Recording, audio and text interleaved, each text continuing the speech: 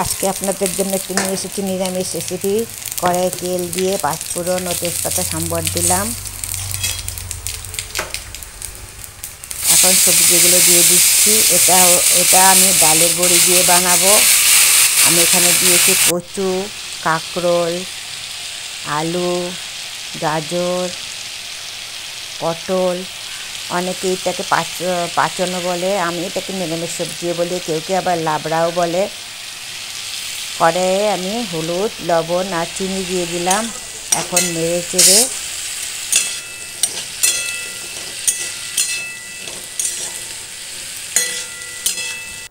আমি ঢেকে দেব। সামান্য পরিমাণ জলও দিয়ে দিয়েছি যাতে তাড়াতাড়ি সেদ্ধ হয়ে যায়। এটা আমি বড়ি দিয়ে বানাবো। এই যে হয়েই গেছে প্রায়।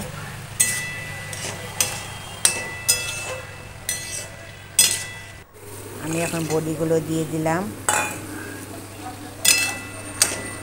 আপনাদের কাছে আমার রেসিপি কেমন লাগে অবশ্যই লাইক করে জানাবেন।